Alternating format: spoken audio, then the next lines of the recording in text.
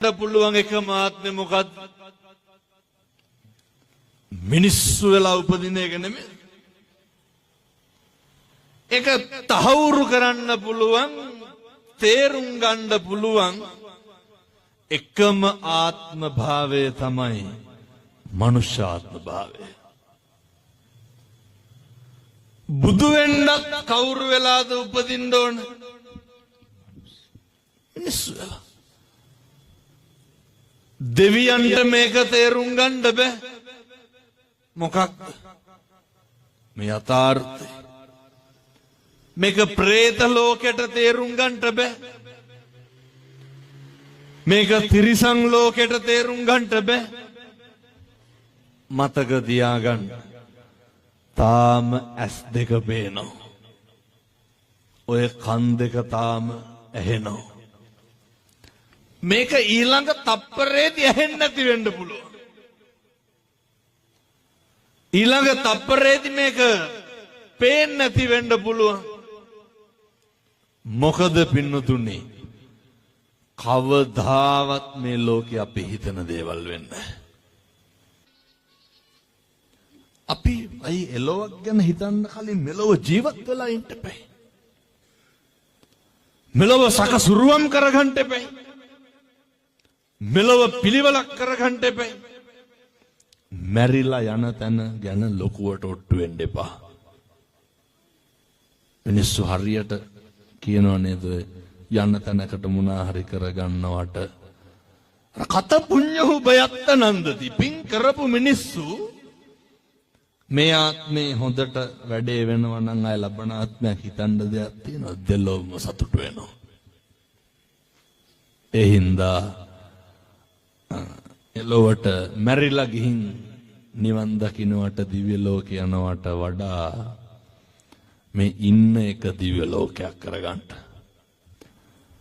පළවෙනි යෝජනාව පින්නතුනේ, ඔය මේක බොහොම පොඩි දෙයක්. මම මෙතෙක් රුපියල් 50ක්වත් වියදම් වෙන පින්කමක් කිව්වේ නෑ. අම්මයි තාත්තයි බිරිඳයි දරුවෝයි එකට බත් කන්න. ඔච්චරයි. මොකක්ද හෙට ඉඳන් කරන්න ඕන?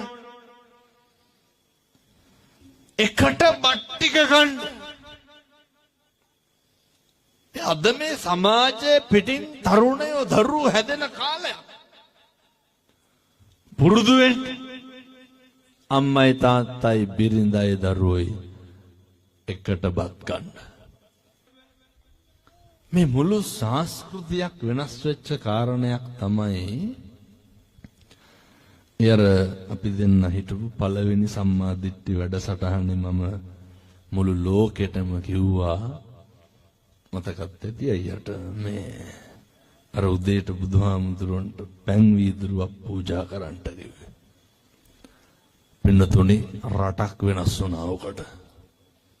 මොකේටද? වතුර වීදුරුවකට. රටක් වෙනස් වුණා. තාත්තලා උදේ නැගිටලා අද ගෙදර ගිහින් හෙට උදේ නැගිටලා කවුද මේ කරන්න ඕනේ? තාත්තලා කරන්න. ගෙදර ඉන්න තාත්තලා හෙට ඉඳන් උදේ නැගිටලා බුදුහාමුදුරන්ට වතුර වීදුරුවක් පූජා කරන්න. බැරිකමද නොකරනකමද? නොකරනකමනේ. මම කියනවට පටන් ගන්න. සති 3ක් කරන්න. අද්දුටුවයි ප්‍රත්‍යක්ෂයි. ආය බලන්න දෙයක් නැහැ. ඔය හිත හැදෙනවා පින්නතුනේ බලාගෙන හිටියා වගේ. ඇයි මේ සතර වරන් දෙවිවරු මේවා දිහා බලාගෙන ඉන්නේ? ඒ හිත්වලට කවදාවත් අකුසල් සිතුවිලි පහළ වෙන්නේ. හෙට උදේ නැගිටලා වතුර වීදුරු අරගෙන බුදුහාමුදුරන්ට පූජා කරලා අත් දෙක නලලට ගන්නකෝ. හොඳටම ඇති.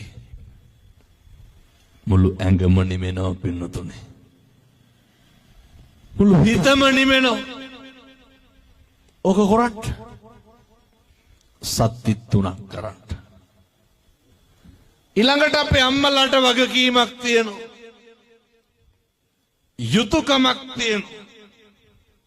තාත්තලා නැගිටිනකොට අර වීදුරුව හොදලා ඕකට වතුර ටිකක් දාලා මේසෙ උඩින් තියලා තියන්න. පන්සලට දාන්න ටික අරයි යනකොට දරුවොත් එක්ක යන්න. දාන්න ටික තියෙන දවසට ඔය හාල් හුණ්ඩු කාලක් විතර වැඩිපුර තියන්න. හාල් හුණ්ඩුවක් කුල්ලට දැම්මොත් පොළන්න කොහාට දාන්නේ මිට? මුට්ටියට. ඔව්ව දැන් තියනවද? නැහැ. කාපුපත් මුට්ටියක් ගානේ දන් දීපු જાතියක්. ඒවත් නැති වෙලා ගිහිල්ලා තියෙන්නේ. පන්සලට දාන්න ටික අරයි යනකොට ළමයි එක්ක යන්න. සම්මජ්ජාතික ළමයි එක්ක දාන්න අරන් ගිහිල්ලා නැතු වෙති. කියලා දෙනවද පුතේ සෙරෙප්පු දෙක ගලවපන් ගේට්ටුව ගාවින් හාමුදුරුවන්ට දන ගහලා වැඳපන්. වෙලාවක් නැතු වෙති. දාන්න තියෙන දවසටම බැරි වේද හොඳ බත් පාර්සලයක් බඳගන්න. නැද්ද මේ ගංගේවල් වල රහට කණ්ඩ හම්බෙන්නේ නැති මිනිස්සු? ඒක දීලා දාන්න. පිං සිද්ධ වෙන්නේ නැද්ද? කන්න බත් කටක් ගානේ පින්දේ. මං අර දාන්නේ තියෙන දවසටම කරන්න කීවේ දාට ටිකක්. තෙලට කිරට රහට උයනවනේ ඒකයි. එක බත් එකක් දෙන්න. මාසෙකට සැරයක් ගන්න එක දුප්පත් ළමයෙකුට එක කොපි පොතක් දෙන්න. පිං සිද්ධ වෙන්න. ලියන අකුරක් ගානේ පිං සිද්ධ වෙයි. මහා ප්‍රඥාවන්ත භික්ෂුන් වහන්සේලා අතර අග්‍රස්ථායක සරියුත් මහ රහතන් වහන්සේ එක තල්පතයි එක පන්හිඳයි දන් දුන්නේ. එනිසා පින්නතුනේ එක පොතක් දෙන එක නම්බුවට කැලලක් වගේ නම් පොත් 10ක් 15ක් දෙන්න. එකක් දෙන්න පිං සිද්ධ වෙනවා. පෙන්ඩෝල් කාඩ් එකක් අරන් දෙන්න කාට හරි පිං සිද්ධ වෙනවා. මේ කරගන්න පුළුවන් දේවල් කෙනෙකුට දෙන්න තරමට දෙයක් අතේ තියෙන්නේ වතුර වීදුරුවක දෙයක් නම් ඒක බොහොම ගෞරවයෙන් දෙන්න. බොහොම ඕනකමින් දෙන්න. දුන්නට කමන්නේ කියවන්න එහෙම යන්නේ. ඔය දෙන්න ඒක දීලා අපි විතරක් ඒක අවබෝධයෙන් හිටපුවාම හොඳටම ප්‍රමාණවත් පින්නතුනි. ආය තැන් වල කියවන්න අවශ්‍ය නැහැ. අපේ සංස්කෘතියත් එක්ක තිබ්බ බොහෝ දේවල් හදාගන්න බලන්න. තරුණ මහත්තුරුන්ට මම මේ කාරණේ කියන්නේ. සමහර විට දැන් අපේ ගෙදර ඉන්න ළමයි ෆෝන් එක ගොබන්නේ නැත්තේ නාන වෙලාවට විතරක් වෙන්න. නේ බුදින වෙලාවට අයොබන්නේ. කනකොටත් තල්ලුද දන්නේ කන්නේ. ඒක ලෙඩක් වෙලා තියෙන්නේ. ඒ හින්දා ඒ වගේ ටිකක් ඈත් වෙන්න. අර අපේ ගම්වල තිබ්බ නේද පං ගලවන එකක් තිබ්බා. දැන් අහන්නකො පං කියන්නේ කන එකද බොන එකද කියලා දන්නවද කියලා. දන්නේ. හොඳ සංස්කෘතියක් තිබ්බා. ඉස්සර මසක් මාළුවක් ගමකට හම්බුනහම පින්නතුනේ ඒක දෙන්න ඕනේ ගමේ ස්වාමියා නැති බිරිඳට දෙන්න ඕනේ. ඇයි මස් මාළු හම්බුනහම කොටසක් දෙනව කාටද? අර කියන මිනිහා නැති දෙනවා කියලා කියන්නේ. දෙන්න ඕන හේතුව එර ස්වාමි පුරුෂයන් නැති වුණාම මස් මාළු ගෙදරට එන්න ක්‍රමයක් නැහැනේ. එහෙම සංස්කෘතියක් අපේ තිබිලා තියෙනවා. එක මිදුලේ ගෙවල් 4-5 තිබිලා තියෙනවා. අනක ගැන බලන හොයන ක්‍රමයක් අපේ තිබිලා තියෙනවා. මතක ඇති අම්මලාට තාත්තලාට පොල්ලතු ගෙවල් වල ඉන්නකොට කවදාවත් කුලියට ගන්නවද පොල්ලතු මදින්න? නැහැ. පළවෙනි පොල්ලත් ඇදලා කඩලා දානකොට මිනිස්සු එනවා පින්නතුනි පොල්ලතු මදින්න. ඒවා දැන් තියෙනවා. අපේ ගංගේවල් වල තිබ්බා ඉස්සර අත්තමට යනවා කියලානේ. දැන් තියෙනවද අත්තමට යනවා කියලා? නෑ. එහෙන්දවා පුරුදු වෙන්න. මම ওই මරණාධාර සමිති වලට මේ යෝජනාව කරලා මේ ධර්ම දේශනාව නවත්තනවා. මොකද්ද? හොඳට මතක තියාගන්න පින්නතුනේ. මරණාධාර සමිතිය වලට පුළුවන් මේ තරුණ සේවා ඔය සභා එකමුතු හැම එකටම පුළුවන්. මේ ගම්වල නේ ඔය ළමයි දැන් විවිධ පෙති වර්ග බොණ්ඩ පුරුදු වෙලා ඉන්නවා. අර අයිස් මද්ද්‍රව්‍ය මේ පැතිවල තියෙනවද මන්ද නැති පැත්තක් නම් නැහැ. මොනවාද නැත්තේ? නේ ඉස්කෝලේ 7 8 පැටව මේ පැතිවලත් ඉන්නවද? අර බයිසිකල් ගත්තාම ඉමක් කොනක් පේන්න නැති යන කොල්ලෝ. නේ මේ තනි ටයර් එකකින් එන්න තනි ටයර් එකකින්. ඒ විතරක් නෙමෙයි මේ කෝටු ගැලි වාගෙන ගැහුවොත් එහෙම දෙකට කැඩෙනවා. පාම් භාගයක්වත් ගා ගන්න පණ නැහැ.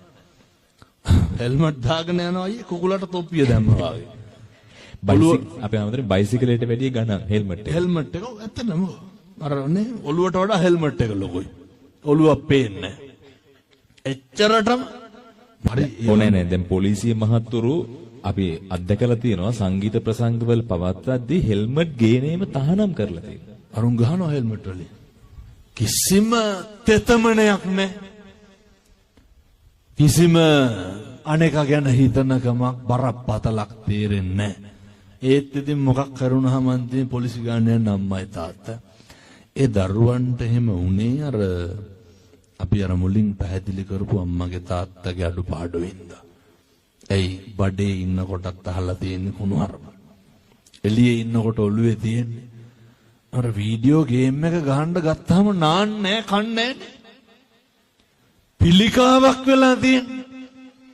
එනිසා සත්පුරුෂ දරුවනේ බොහොම ඕනෑකමින් දේශනා කරන්නේ අම්මා තාත්තත් එක්ක හරි ආදරෙන් ඉන්න. අපි හිතන දේවල් මේකේ වෙන්නේ නැහැ. ඊළඟ තප්පරේ මොකක් වෙයිද දන්නේ නැහැ. ගෙදර බුදුන් වඳින්න, පන්සලට යන්න, බෝමලු අමදින්න. හාඳුරුව ගාව ගන්න එපා. එයි අර නේ හාඳුරුව අවුල් නම් පන්සල් යන්නේ. බුදුහාඳුරුව මොකක්ද තියෙන ප්‍රශ්නේ? හාමුදුරුවන්ගේ ගැටලු සාසනික ගැටලු කරගන්න එපා. නේ දැන් පන්සලේ දායක සභාවේ සභාපතියා වුණා. මම කියන විදිහටම කියන්න. අපූර්වට කියන ඕක ඉන්නකම් අපි යන්නේ නැහැ කියලා. එහෙම එපා.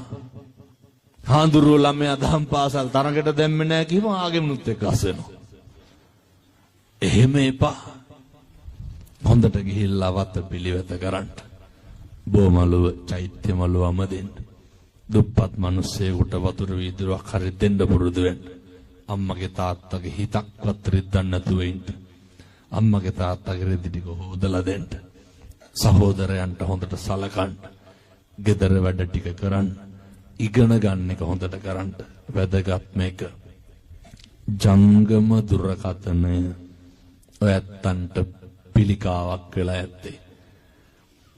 ඔය ප්‍රේම සම්බන්ධතා නඩත්තු කරනකොට පවත්වාගෙන යනකොට ඒවා දරා ගන්න පුරුදු වෙන්න.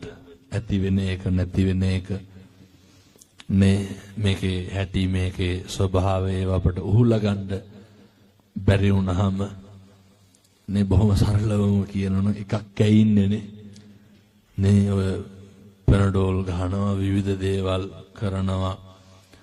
අර තියෙන හැම ඇරියස් එකක්ම ගෙදරින් පිට කරන්න යන්න එපා. මේ ලෝකේ හැම එකක්ම නැති වෙනවා. මොකද්ද නැති වෙන්නේ නැත්තේ? මේ ලෝකේ හැම එකක්ම වෙනස් වෙනවා. මොකද්ද වෙනස් වෙන්නේ නැත්තේ? මේ ලෝකේ හැම එකක්ම తాවකාලිකයි. මොකද්ද පින්නතුනේ తాවකාලික නැත්තේ? බිරිඳ తాවකාලිකයි, ස්වාමියා తాවකාලික. වෙනස් වෙන්නද? වෙනස් වෙනවා. අම්මා තාත්තා වෙනස් වෙනවා, දරුවෝ වෙනස් වෙනවා, යාළුවෝ වෙනස් වෙනවා. කියොම් බලන්න කවුද වෙනස් වෙන්නේ නැත්තේ? අපිත් වෙනස් වෙනවනේ. වෙනස් වෙන්නේ නැද්ද? අපිත් වෙනස් වෙනවා. අද ඉන්න අපි නෙමෙයි හෙට ඉන්නේ. අපේ අද තියෙන සිතුවිල්ල නෙමෙයි හෙට තියෙන්නේ. ඒ හින්දා සිතුවිලි දාමයන් එක්ක මේ කරචකේ මාංශකේ ඉදිරියට අරගෙන යන්නේ. මේක ඊළඟ තප්පරේ මොකක් වෙයිද කියලා මට කියන්න බෑ. කාලෙකින් හම්බෙච්ච මනුෂ්‍ය ආත්ම භාවයේ හරි හොඳට සත්පුරුෂෝ විදියට ඉන්න අනේකගේ දුක වේදනාව කඳුල බඩගින්න හොඳට අඳුරගන්න. ඒ සඳහා අවශ්‍ය ශක්තිය ධෛර්යය මේ අම්මලාට තාත්තලාට දලදා හාමුදුරුවන්ගේ පිහිටින්